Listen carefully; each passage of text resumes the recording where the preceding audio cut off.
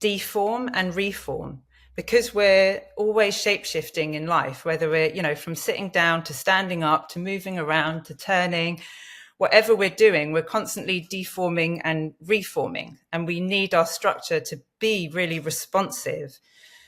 So, what happens obviously in perimenopause and menopause is that we start to lose estrogen, and estrogen is really important in the development of collagen, especially in its elasticated qualities.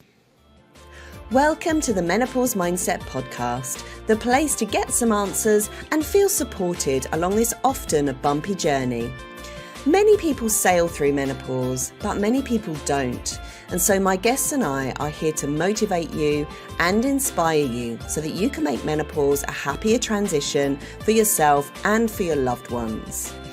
I'm Sally Garozzo, an award-winning clinical hypnotherapist, a menopause educator, and I can't wait to share my passion about wellness and how we navigate these changes and transitions. So come on then, let's dive in.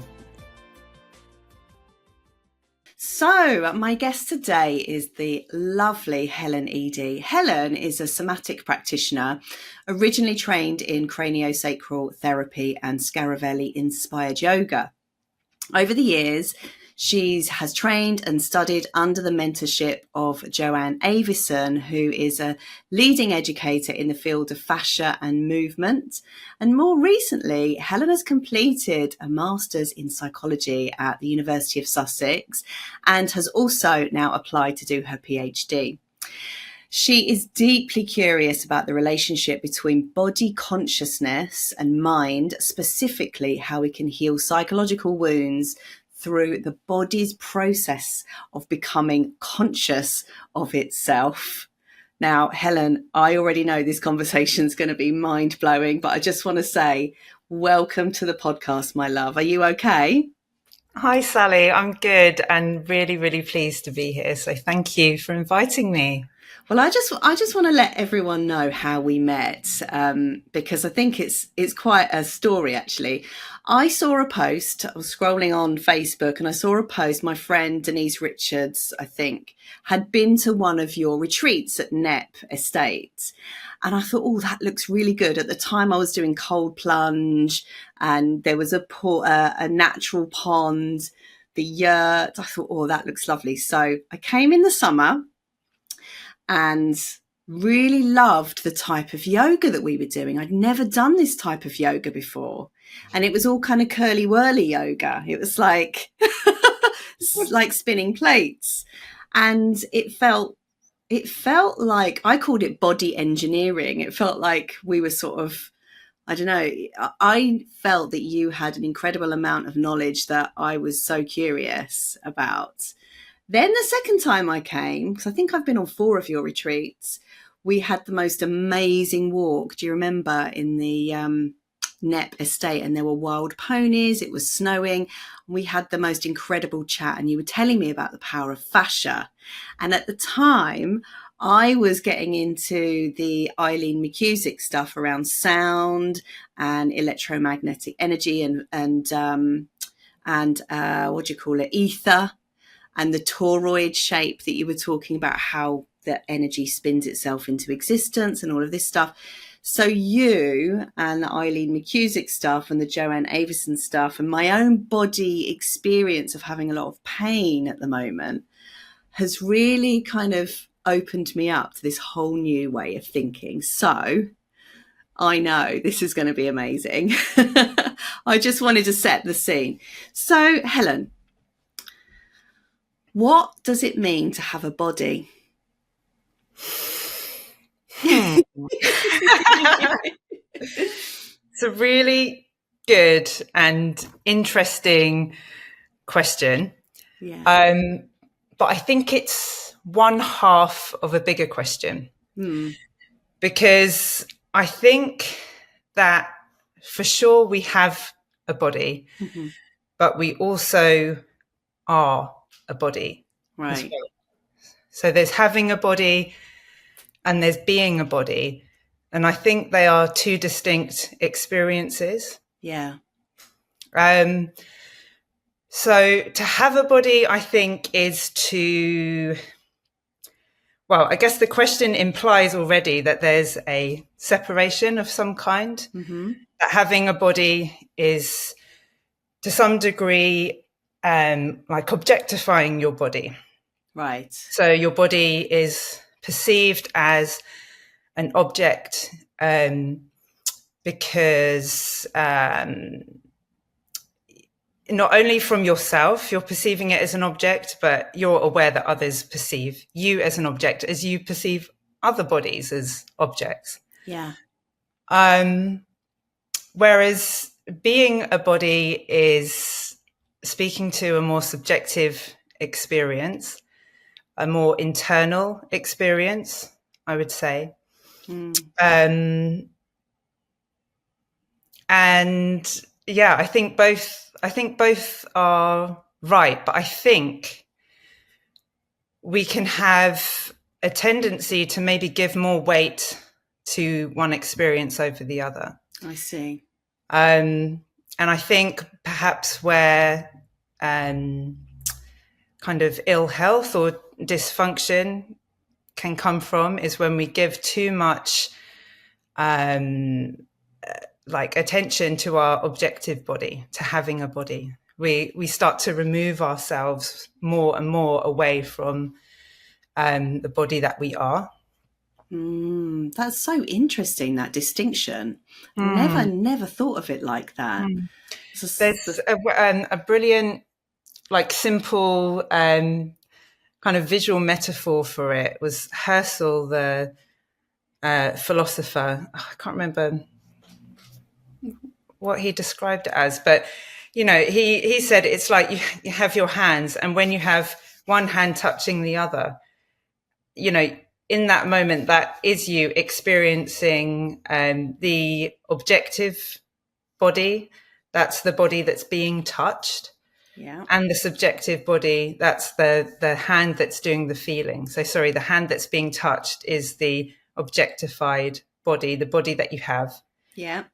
And the hand that is feeling is the body that you are, the body that is being. So we can see it for ourselves by how we can touch ourselves. We can experience that duality.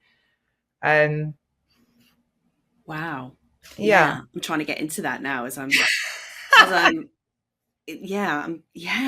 Okay. That can tell the psychologist in you is coming out there.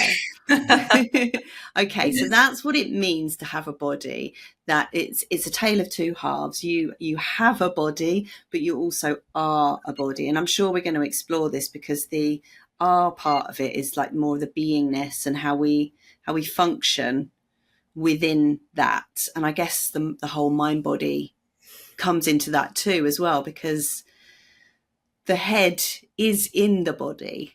I think sometimes we forget that the mind and the head is part of the body. We Absolutely. try and separate the two, but you can't, because it's right there, in it, on it.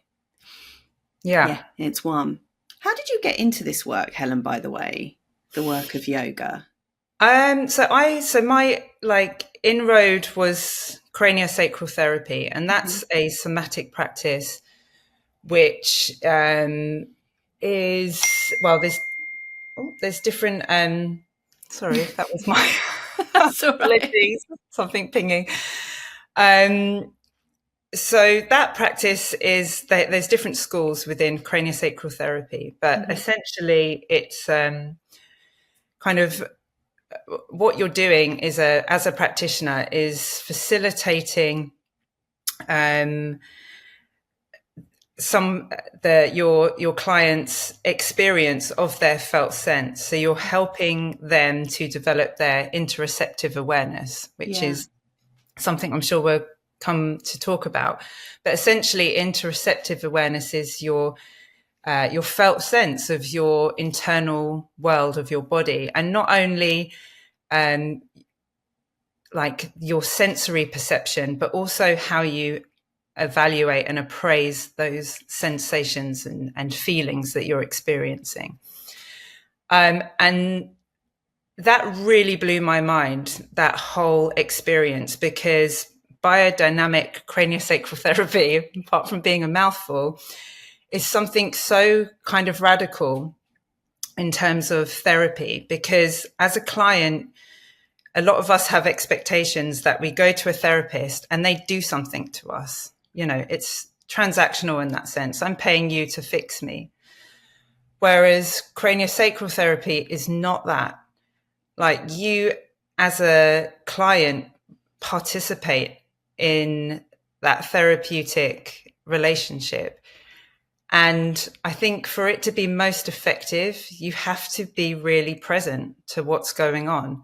You have to stay attentive, because you're being asked to go kind of deeply inside with your attention and awareness. And that can be extremely confronting for people. It can be really scary. But, you know, gradually, slowly, with time, you know, one can develop more safety within their body and develop more kind of peace and curiosity within their body. And the more skilled we become at kind of perceiving these really subtle sensations, the more skilled we can become at kind of noticing how they are associated with our emotional states. And we just get better at kind of, I guess kind of giving ourselves the space to respond to what it is we're feeling, rather than just reacting, you know, without having that kind of conscious awareness of what's happening. And I also think kind of cultivating your sensory awareness just develops this incredible self-compassion, because you start to get really attuned to the intelligence of your body. And when it starts to come forward, I always think of it and I always experience it if I'm giving a cranial session. When you start to feel the body responding to you, it's like a kind of wild animal that's starting to come forward, that kind of knows that it's safe, and it starts to approach you, and you can experience that with yourself. It's like, wow, you know, what is this that I'm experiencing? And yeah, that was, sorry for a long-winded explanation of that's how I kind of got into this curiosity around, I guess, mind-body practices, which was rooted in my own kind of like health and difficulties, early trauma stuff. But yeah, that led to training in a yoga, which is called Scaravelli inspired yoga. It's not referred to as a style of yoga because the woman who developed it was very kind of anti-method, and her whole kind of philosophy was to create your own yoga. It was similar to cranial in the sense that it's about the quality of your attention. What you bring to your body is what helps you to discover these like incredible connections and pathways.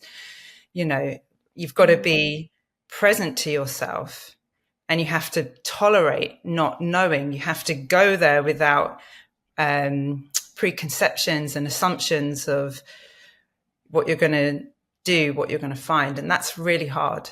It's really hard to do. Very hard, especially when we want to know, when we want to control, when we want to, you know, we have 20 questions about what it's going to be like, so we can set our expectations and avoid disappointment and all of that. Exactly. And I would imagine that's quite a high barrier to sinking back and allowing this journey of discovery to take place. Definitely. I mean, it's so countercultural, isn't it? It goes against the tide of everything that we you know, experience in the world. Everything's so kind of instant and now, and, you know, information is there at the touch of a button. So to, sit with not knowing. And there's a reason for that, because that allows in novelty and new experiences, which is extremely important for challenging, your habits and the predictive nature of your brain. And, to disrupt that, you need novelty. But for novelty, you need the kind of, the type of attention that allows new experiences to come in. Oh, so much richness to what you're saying. I just want to go back a little bit to craniosacral therapy, because my experience of cranio, I don't know whether it's because I didn't have enough information about it, but I was always like laying there thinking, what is going on? I think if I had it with you and if I had it now, I would probably be a little bit more open to the subtle shifts, the subtleties of cranio. How, if we are having cranio, how should we be approaching it as a client? Because as you say, you go to these kind of manual therapies and you expect that the massage therapist or whoever is going to do something quite obvious to you, and then you're going to leave. It's a very passive experience for you. But with cranio, it's so subtle. It's almost like, is anything actually going on here? And I remember having it once and the guy just fell asleep. I mean, the practitioner just fell asleep. Yeah. Okay. Literally. Yeah, maybe that one wasn't quite. I mean, I would say that is not good. But, I would say, in terms of responsibility, you have some as a client, but your responsibility is not to, how do I put this? It's the responsibility of the practitioner to communicate with you.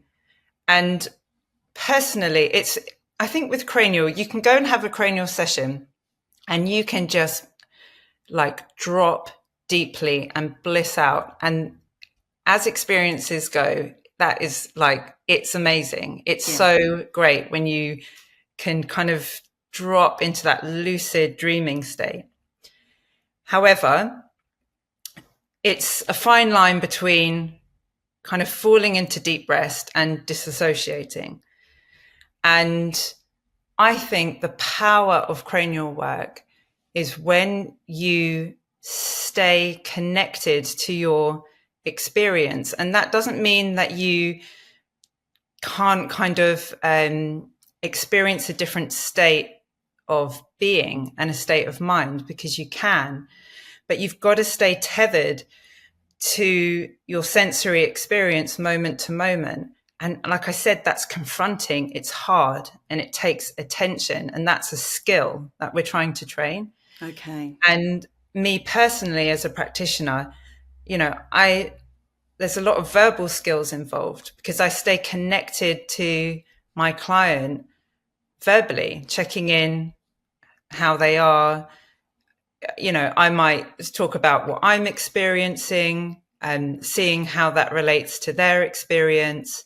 It's really important to make sure that your client feels safe. And I think if you're lying there and you're thinking, like, what the hell is going on? Because I can't feel anything, because you're probably so like vigilant that of course you can't drop into like a kind of deep, receptive, subtle state. So I would say it's really the responsibility of the practitioner to kind of set things up with you from the start, and kind of let you know, meet your expectations, let you know that, there's not going to be any manipulation, or I don't know. And that it is a process. Of course, you can have a one-off cranial session and feel great, but it is a process. And I think as a client, you're developing a skill. It's educational. You're not going there to get fixed. Yes, it's educational. And that's what I remember you saying from our last retreat that I did with you in the winter, December, I think. And you were describing the movements that we were doing as self-study. And I was like, oh, I have never thought of yoga like that before, Mm, as a mm, self-study. absolutely. Can you flesh Absolutely. that out a little bit? What that concept sort of means to you? Yeah, I think it kind of comes like generally from somatics. So I would say I mean, I don't really refer to my movement practice as yoga anymore. And that's only because I don't really do yoga postures. And I know yoga is more than postures. But I don't kind of explicitly bring in yogic philosophy. And my experience of training in yoga was not traditional by any means. You know, I had 2 years, my training, similar to cranial, was learning to feel. It was learning to pay attention. It was learning to find connections and pathways. So it really wasn't this kind of traditional yoga training that I had. And because of the cranial work, I kind of relate more and resonate more with somatics as a general term for any kind of body work or movement that emphasizes this internal inquiry. So I think that and that internal inquiry is the self-study. It's it's this need to be interested in yourself. Oh, yeah. You know, be curious. And it's so interesting. I was at a dance workshop yesterday and the teacher said, you know, like you've got to be able to entertain yourself. I can't entertain you. And she was talking about, this was in the context of doing more subtle somatic work. And it comes back to the whole cranial thing. It's like, you know, you've got to want to not fix yourself, but be part of your own healing process. You can't expect to, farm it out and have someone sort it out for you. Like it's this participation. And I don't think we do it alone. I think it is a relational experience, whether that's with a practitioner who's guiding you or it's with the people around you. They might not necessarily be providing any kind of intervention, but we're relational beings and we, you know, that's how we function, that's how we operate. And so it's interesting in that, in the retreat context where you're there as an individual, but you're there as part of a group. And so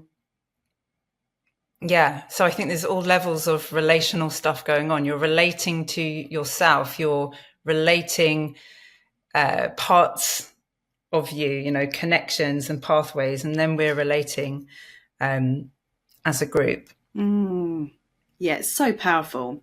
You mentioned something called a pathway. Yeah. Sorry, stuttered there. What is a pathway? What are we sort of sensing into when we're looking for pathways in the body? Okay. So let's talk about the fascia, because yes, please talk about the fascia. Yes, that's the pathways. Okay.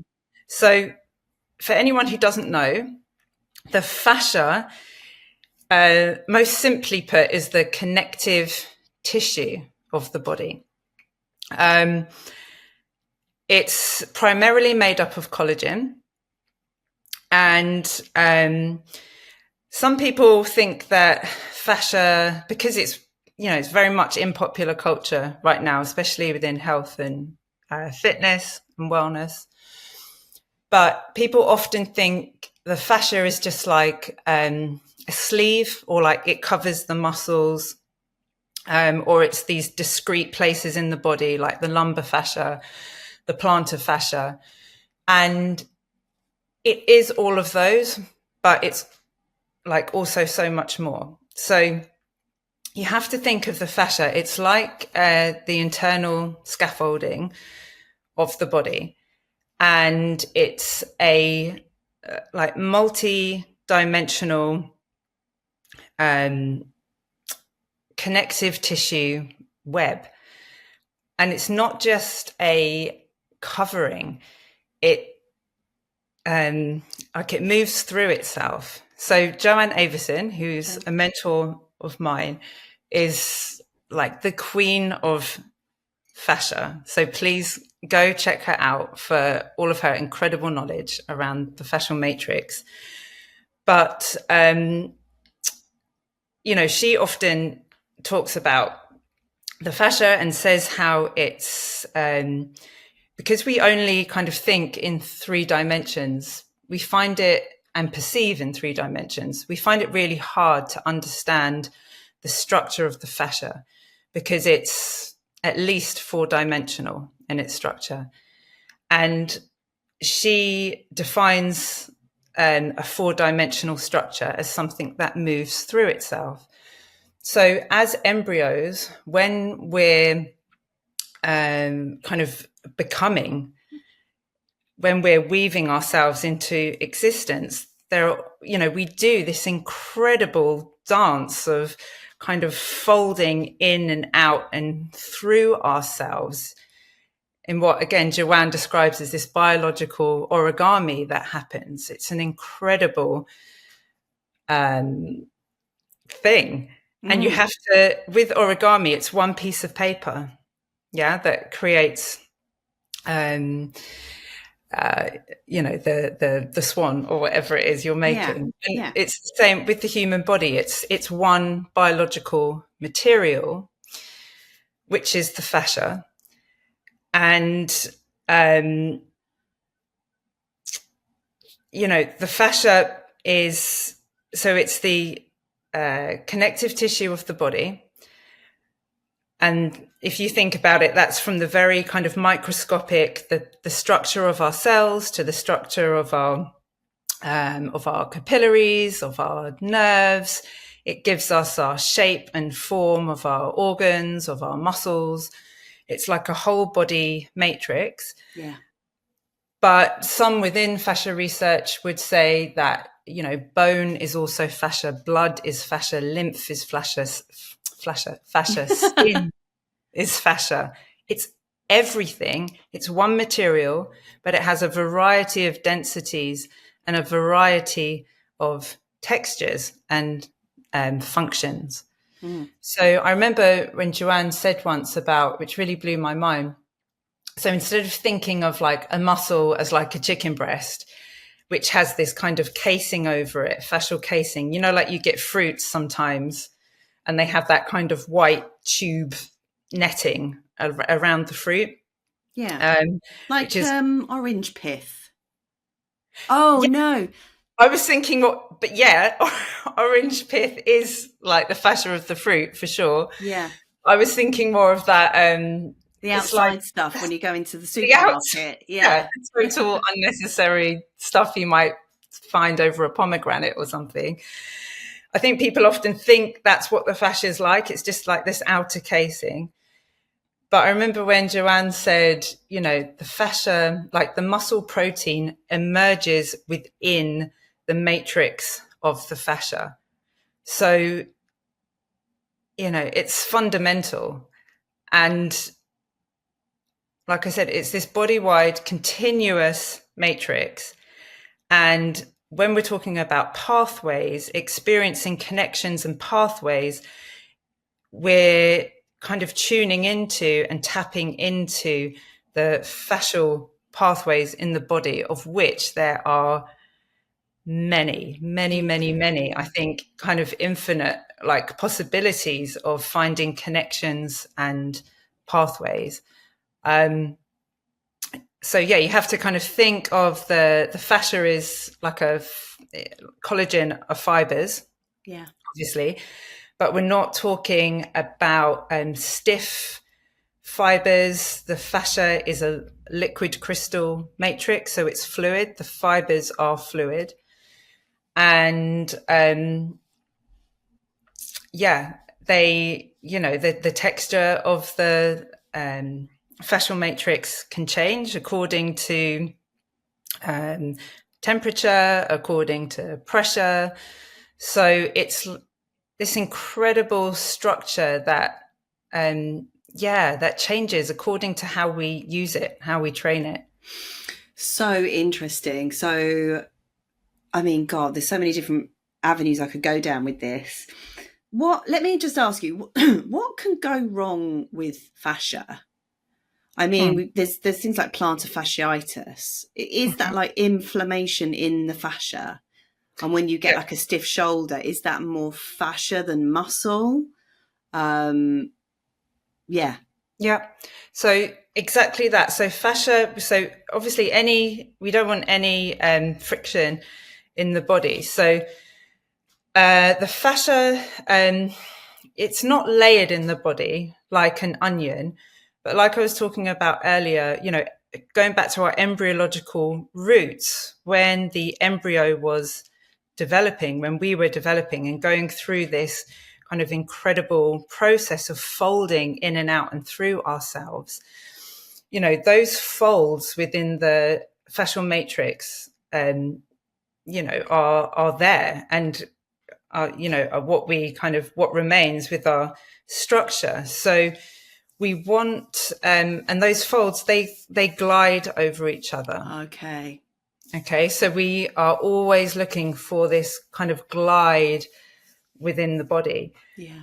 And when we experience inflammation, there's friction there, and that glide isn't really happening. Okay. And that can lead to pain. It can lead to frozen shoulder, stiffness, exactly, because the fascial matrix is elasticated. Collagen is elasticated, and by elasticated, I don't mean it's really bendy. It's that it's pliable, but it has appropriate stiffness, because you want the fascia to be able to kind of deform and reform, because we're always shape-shifting in life, whether we're, from sitting down to standing up to moving around to turning, whatever we're doing, we're constantly deforming and reforming, and we need our structure to be really responsive. So, what happens, obviously in perimenopause and menopause, is that we start to lose estrogen, and estrogen is really important in the development of collagen, especially in its elasticated qualities. So as we drop in estrogen, and post-menopause, when the estrogen receptors in the fascial matrix also drop, there's potential for more stiffness there, and which is thought to perhaps be a reason why some women experience aches, pains, myofascial stiffness post-menopause. Wow. So it's really important to train the fascia to, we want to keep it as kind of springy as possible, as we can. So when you're thinking about training fascia, I'm presumably it's not about bulking it up like a muscle. It's about applying a different type of movement to keep that slip and glide happening, that freedom within. So we're talking mobility. Is that why you do the spirally movements? Yeah, I mean, spiral movements are, the most kind of efficient way of moving, and causes the least amount of friction within the body. And I would recommend checking out Dr. Karen Kirkness, who basically is a great educator in all things spiral mechanics and movement, and she's extremely fascia informed in her approach. But yes, absolutely, spiral movements help with that glide, but also we need diversity and variety. So the fascia, we want it to be able to respond appropriately to its environment and whatever's going on at the time. So we don't just want to train in one direction. We want to, if you kind of think of training the fascia along a spectrum of speed, so we can train really slowly and I would say kind of somatically in that kind of deep listening, curious, subtle kind of moment to moment movement, which helps us kind of really get into the minutiae and detail of our structure. Yeah. But also, we can train fast and kind of depends on what you want. So, I really like running and I train my fascial matrix to run and to run well. Right. Okay. So that's kind of like what I want to do. But if you want to dance, if you want to swim, if you want to, parkour, like whatever you do, your body's going to respond to and become essentially. So, but having that variability, I think really allows for a healthy, responsive fascial matrix. Yeah. So, yeah. Okay. So I would say... This episode is brought to you by my Menopause Wellbeing Practitioner Diploma course. This online self-paced course is for you if you're in the wellbeing industry and you want to become a certified menopause wellbeing practitioner with this globally accredited and insurable diploma. Menopause is no longer a silent taboo as women are demanding more and more ways to get support during their transition. If you'd like to be part of their success story and earn money whilst doing so, this course is for you. The course covers what is a menopause coach, the hormone changes during menopause, what is estrogen dominance, why does stress matter so much in menopause, how are our organs affected by menopause, histamine intolerance, the 4 levels of healing through menopause, how we support our clients, how menopause impacts the wider world, and the business of menopause, including 2 case studies.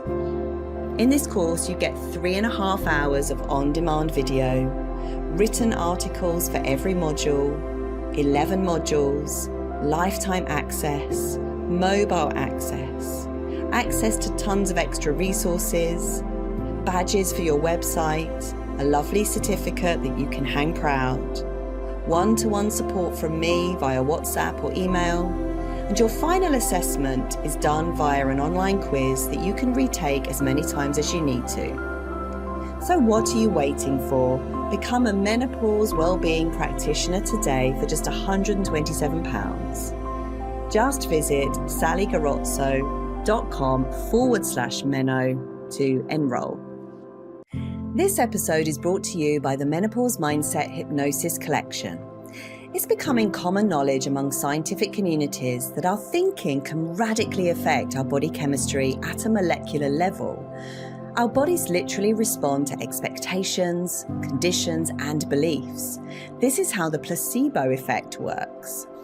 Dawson Church, the author of The Genie in Your Genes, says, each of us holds the key to a pharmacy containing a dazzling array of healing compounds. Our brains are themselves generating the drugs similar to those that a doctor is prescribing for us. That's why I'm so excited for you to experience my newly revamped and highly innovative hypnosis recordings. There's nothing else as unique as this on the market today. So how would you like to cool your hot flush, ignite your libido, clear your brain fog, release your joints, or even sail through menopause? Well, now you can.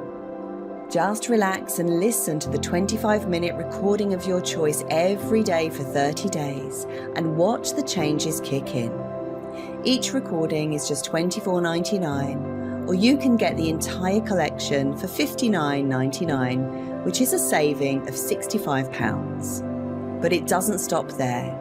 Inside this bundle, I also include my popular Mind Over Menopause Masterclass, where you can learn the mindset hacks to help you have a better menopause transition. And all of these are contained neatly inside the Kajabi app for easy access. Just visit sallygarozzo.com/shop to find out more or make a purchase. I look forward to seeing you inside the Menopause Mindset Hypnosis Collection. I'm just thinking, is there a mindset? Does the mind affect the fascia? Like where so I'm thinking thoughts, I'm thinking emotions. I'm also thinking spiritually as well, but I'm first and foremost, like, for example, if it's like the Alexander technique. So if I think about unraveling my shoulder, immediately the tension releases. Mm-hmm. And there's a sense of like the energy around it becoming bigger. Is that actually having a physical effect on the muscle, on the fascia, when you send that idea, that imaginary idea, into that part of the body? Yeah, I mean, major thing I didn't say was that your fascia is your biggest sensory organ. Okay. So it's always listening. And I think it's I was just writing some notes before this, and I think I wrote it down, but it's got I think they've estimated that the fascia has, I don't think I've got my notes, has over 250 million free nerve endings. Wow. And that's more than the skin, more than the eyes. So although we think of the skin as the biggest sensory organ, it's actually the fascia. So there's a couple of things I just want to unpack from your question. So when it comes to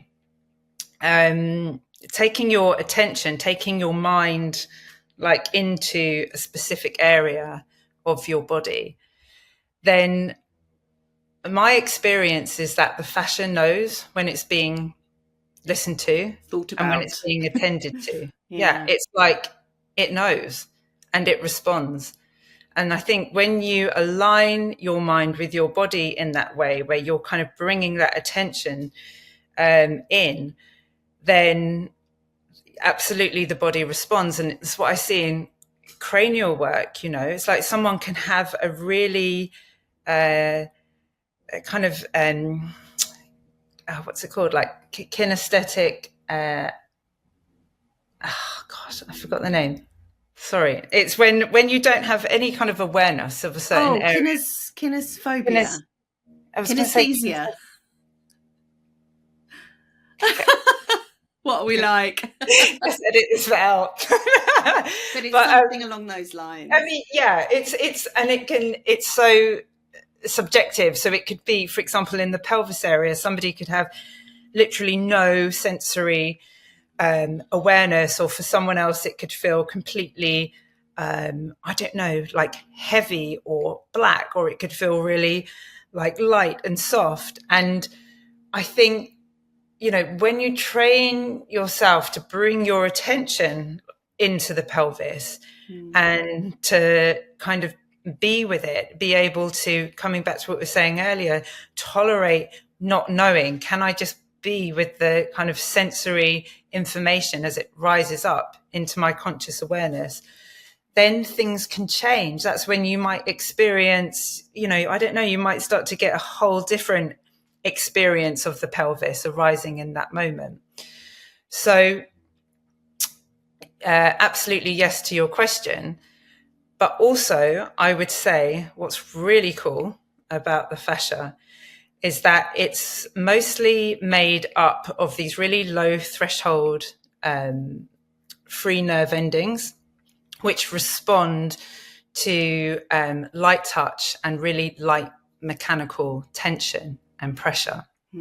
And these free nerve endings are constantly kind of feeding information to our brain to let us know kind of how we are and kind of what's going on with us in any given moment.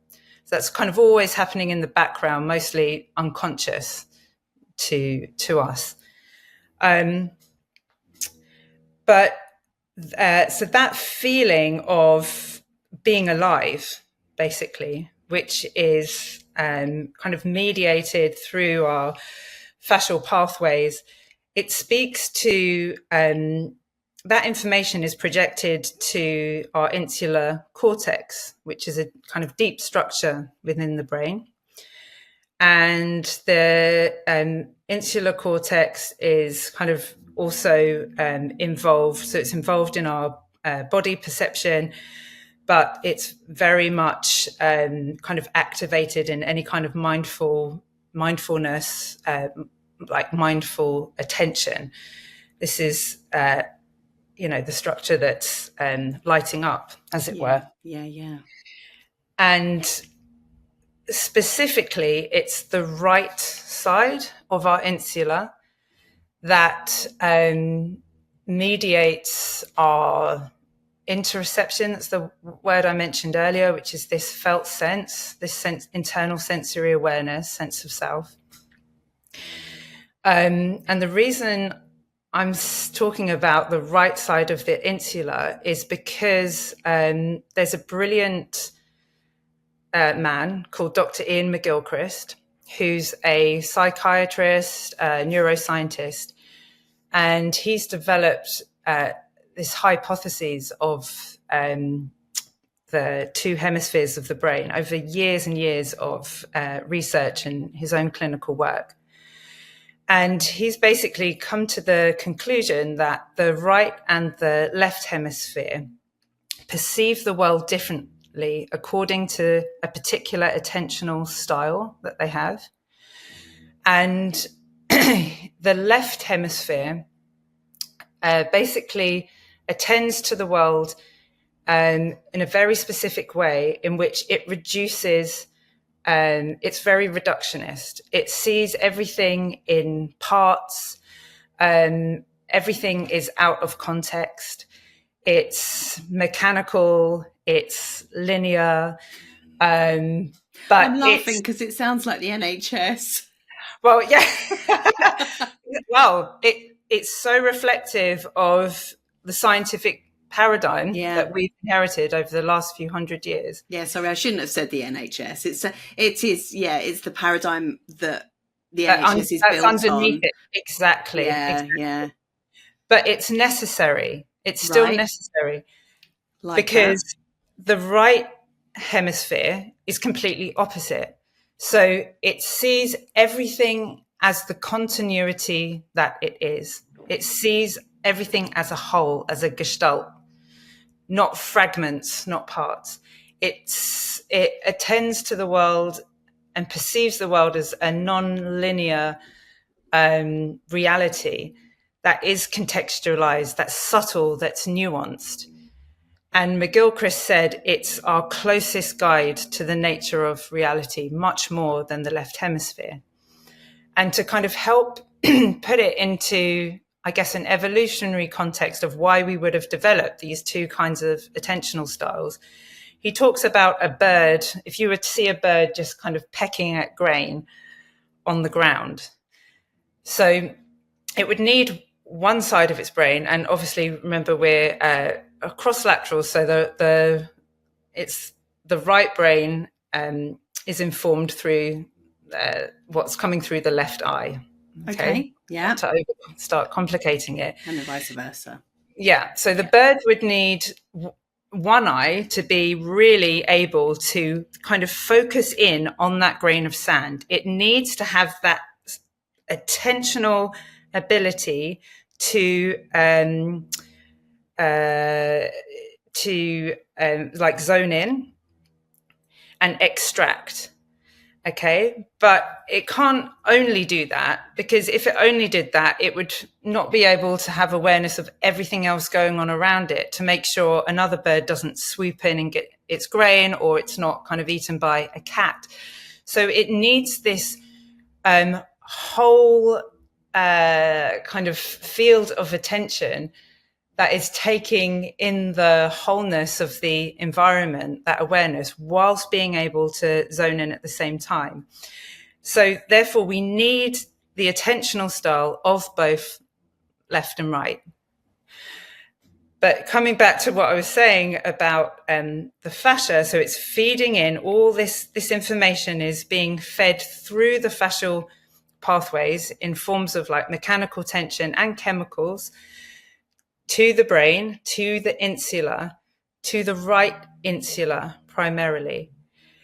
And I think that when you're working with the body interoceptively, so you're working with this deep sense of kind of inner awareness of these subtle kind of motions and sensations, you're cultivating right brain attention because, you know, you're feeding it. And I think also when you work with the fascia it's the fascia itself is a metaphor for wholeness and connectedness, because that's what it is. It was never disconnected. It's like, as I said, it was one piece of material that folded and folded in on itself until it made us who we are today. And that process is always kind of happening. We're always becoming. So when we can sense ourselves as this whole body matrix, I think we're just really kind of tapping into a deep part of ourselves that's really aligned with the true nature of reality. And it's about interconnectedness, wholeness, subtlety, nuance, context, all the things that are missing from the global policy. Exactly.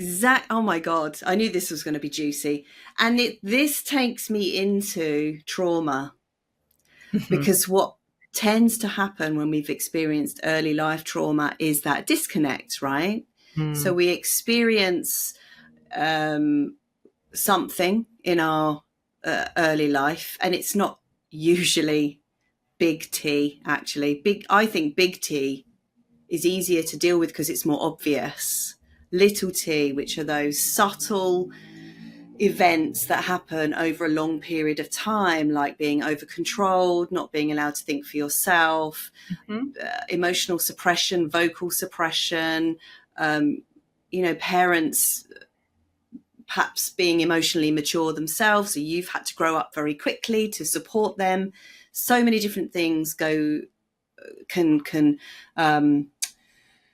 influence the nervous system and can influence our need to then disconnect from our authentic self. So from that kind of psychotherapeutic point of view, I would see the fascia as almost like a representation of our authenticity, based on what you've said just then, in that when we connect with it, we're moving into the right brain, we're moving into that sense of wholeness and connectedness and essentially who we are, Absolutely.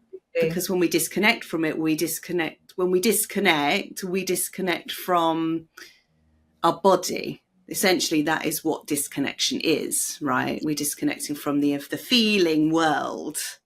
Yeah, exactly. Going back to the body that I am, the body that, as opposed to the body that I have. And I think that's, there's a lot of evidence that shows that, people who experience early childhood trauma, there are associations with disembodiment, feelings of disembodiment. Childhood trauma is associated with interoceptive deficiencies, so people not being able to really kind of detect, so interoception can be like the feeling of when you're hungry, the feeling of when you're thirsty, when you're hot, when you're cold, but it's also more subtle than that. I think it's this whole sensory gestalt of just how you feel, how you are. And that can be really disrupted and dampened down through trauma.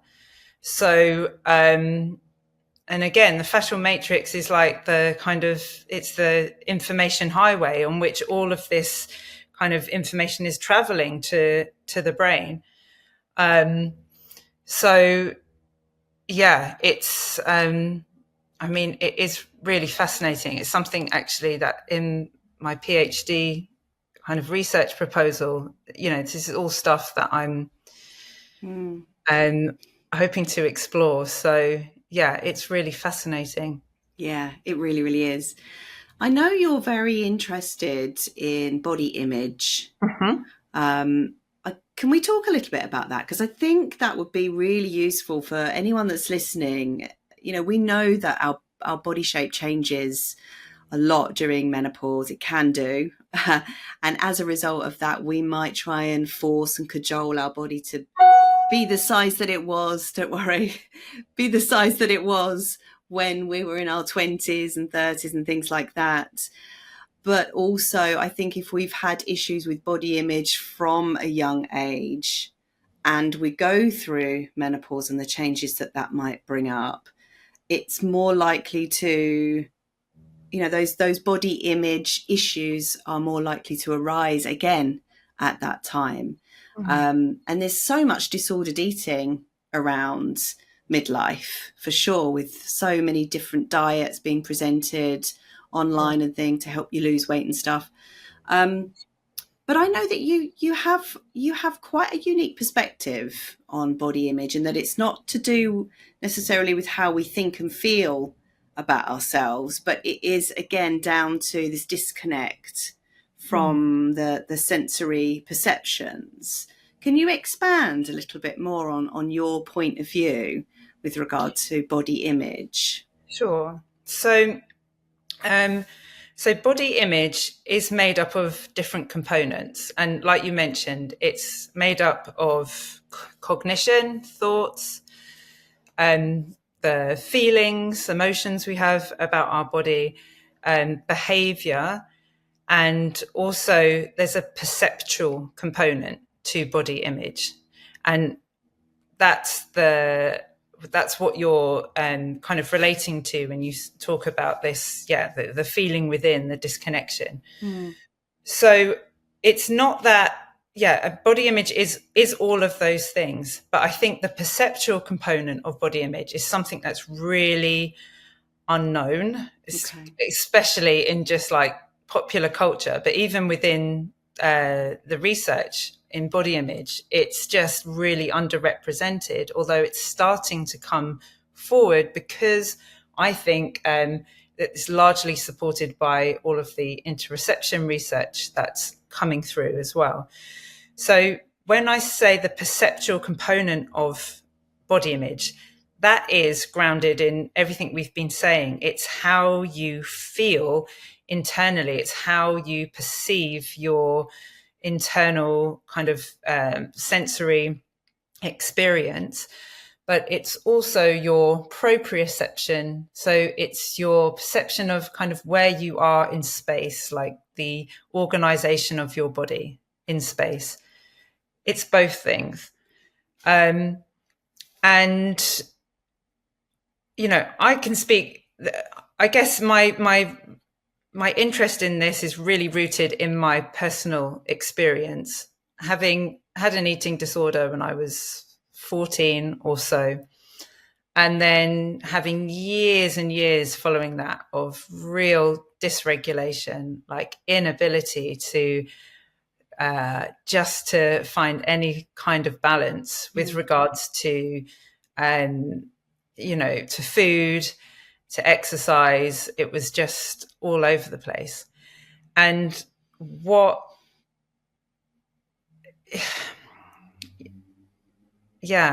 kind of opened me to a different possibility was my first yoga class, actually. Wow. It was like just this feeling of, it was so kind of small, but it was like suddenly I had a feeling of space in my shoulder, which sounds to me now, being the veteran that I am, it's like, big deal. But back then it was like, wow, how have I never experienced inside my shoulder before. And, that was just the very start of a lifelong kind of curiosity and quest to kind of, I guess, like deepen my experience of my body and kind of explore, who I am. And, I can honestly say in my experience that it was working on the perceptual component of myself that brought me to a place of peace with my disordered eating, with my body image, because it shifts the focus from how do I look to how do I feel, because you're working internally and it's so deep. And like I said earlier, I think when you start to really pay attention, you develop a self-compassion that, you respect your body, you respect its intelligence. And, it's not perfect. My God, I have days when, I really don't feel like that, but I know I have such a grounded practice that I know the truth. I know to come back to myself. I know to tap into that deep intuition, intelligence to help me just kind of get present to who I am and where I am rather than be in my head. And what's really interesting around, especially disordered eating, there's a lot of research within anorexia nervosa, but there's this thing called allocentric lock theory. And the theory is that, let's just keep to individuals with anorexia, but I think it definitely applies to people with all sorts of body image disturbance. But essentially people, so we have an allocentric self, and it comes back to the body I am and the body I have. The allocentric self is the objective body. So it's the body that you have, it's the body that you experience through other people's eyes, through other people's judgments. And it's the body that is based on images and beliefs and ideas about yourself. And then you have the egocentric body, which is the subjective kind of moment to moment body that is becoming, that is kind of based on this like bottom up sensory information that is kind of coming into our experience at all times, even though we may not be attentive to it.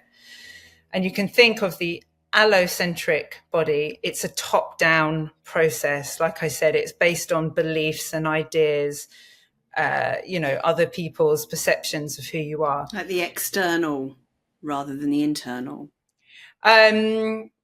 Yes. But I would say, and more than that. It's not as simple as external, internal, I don't think. But yes, that kind of falls into those categories. Yeah, sure. And the theory is that, people with anorexia are kind of stuck in an allocentric self. Okay. They're stuck in an idea, in a thought pattern that's kind of fixing them. And it's dampened down their ability, their interoceptive awareness, their egocentric self. And that's always there, but they can't feel it. They can't experience it. And I know that there's research that has been done that's kind of tested perceptual interventions. So things like not yoga, because yoga is such a broad kind of term to use, but specific, like working with movement essentially and mindful movement to develop these perceptual skills to disrupt the allocentric self. So that, we were talking earlier about you need to have a quality of attention that allows space for new things to come in. if you're stuck in your mind, in your thought pattern, like it's impenetrable, like nothing can come in. So you've got to have this, it's the right hemisphere attentional style of being vigilant, but broad and vast, and, not having preconceptions, just being open to your experience as it arises. So I forgot where. That's all right. That's all right. But that's, I think, coming back to body image, that's, I think that's a huge part of the puzzle, is that people are stuck because, my God, we're in a culture where we're bombarded constantly with how we should look, what we should be doing, like advice all the time, images. Like, it's so hard to just find it for yourself and feel. And I think that's where a lot of the problem lies. So coming back again to these practices that cultivate the listening, the ability to tune in, to be subtle, to experience your sensory self. It kind of sounds simple, but actually we don't really practice that at all. No, and almost like too simple. That won't work. That's too, when sometimes I do mention mindfulness to people, some clients that I'm working with, and there's almost like a little bit of an underlying scoff. Not everyone does this, but like, really, you just want me to be mindful? Aren't we past that? It's like, it's so proven. The science, the research comes back time after time. When we give something our attention, when we slow right down, when we tune in by applying that focus, that curiosity, that right brain, that I call them the higher senses, the imagination, the curiosity, the creativity, that really magic happens. And something that sprung to mind when you were talking before in terms of healing eating disorders, the mindset required for a lot of these things, eating disorders, OCD, some of these kind of obsessive compulsive behaviors do require you to step back, require that for you to sort of zoom out a minute, widen your perspective, come out of that absolute thinking, that binary right and wrong, that kind of, what was it you called it, the reductive left brain. And of course it's through trauma usually, we default to those ways of thinking because we're trying to grasp onto certainty. Certainty will give us that sense of, okay, I'm at home, I can cope. It's like a coping strategy, right? We're trying to grow. But the more we do that, the more I think we're developing that left side and disconnecting from the right side, because we wire in what we practice, right? Exactly. And that's like the left brain, it needs to know. And it's kind of like, if you think of, scientific research, I mean, it's brilliant because you specialize and we can go so kind of like narrow into something. But by going like that, suddenly we're blinkered to everything else that's going on around us. So, I think that need to control, to know, is a real characteristic of the left brain. And again, it's not that we don't want to have that ability to do that, because it's really useful. But we need it. You need it. But I think it all comes down to your attention. It's like, the more you can become skilled at your attention, the quality of attention, the more you just notice if you're starting to kind of head that way, if you're leaning in, giving a bit more weight to a kind of left brain way of thinking.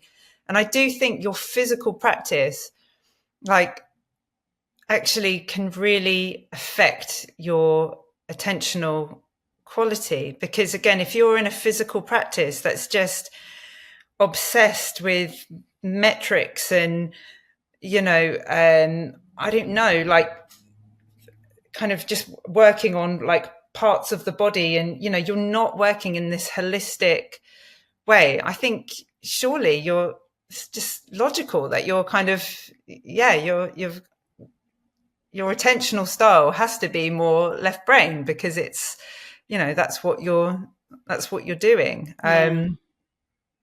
So yeah. So interesting, this conversation. I knew it would be good. I knew it would be amazing. Helen, thank you. Thank you so much for sharing. I feel like you've shared really generously. You've shared really deeply. I know this is quite difficult and challenging subject matter. I could see the cogs turning. Yeah. So you've done really well. But I'd like to give you an opportunity actually just to describe to our listeners what you do, how you work with people. I know you're kind of on the cusp at the moment, and you're kind of going into a very amazing field in psychology, maybe clinical psychology, but you do have some hustles that you're or some gigs, shall we say, that people can come to and work with you. Do you want to explain what you've got? Sure, yeah. So you mentioned at the start the retreats at the Nep Estate, which are day retreats. Although the next available one isn't until September, but they are great opportunities to basically come along for a day and really be able to have the time to get curious with your body, explore movement, explore these connections and pathways that we've been discussing, and just to kind of get creative with not only movement, but just the whole day is just really nurturing, because we're in a beautiful space. The nature's lovely. We have water. There's a sauna there now that we use. My husband, who's a great cook, he does, all of our food. It's just a lovely kind of wholesome experience. And I do think there's something in just having more than an hour to move that just really allows you to deepen into your practice. But it's just a caveat. It is grounded. It's not. We're not all there kind of like flopping around and like kind of losing ourselves in the space. It's there's structure to the practice, but I really encourage you to be curious, to explore for yourself. It's not just like a copy and paste situation. You copy what I'm doing. It's a really reciprocal space actually between us all. So there's that.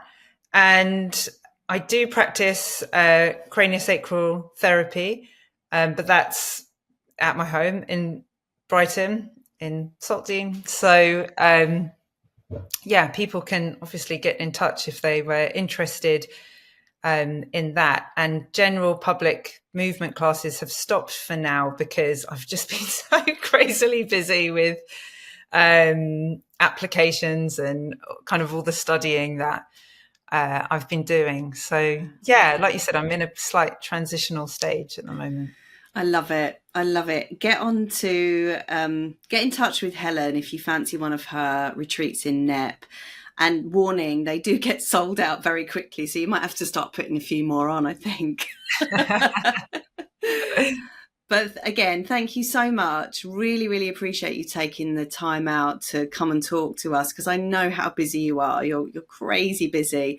But I was like, after the last retreat, I was like, please come and talk to us. So I've gained an incredible amount of knowledge and insight and awareness just from this conversation alone. So hopefully it's going to help so many people. So thank you so much. Oh, thank you so much, Sally. I really appreciate you. And I think you're doing brilliant work. And it's a privilege to be asked to come on. So thank you so much. Oh, thank you. So I'd love to know what your biggest takeaways were.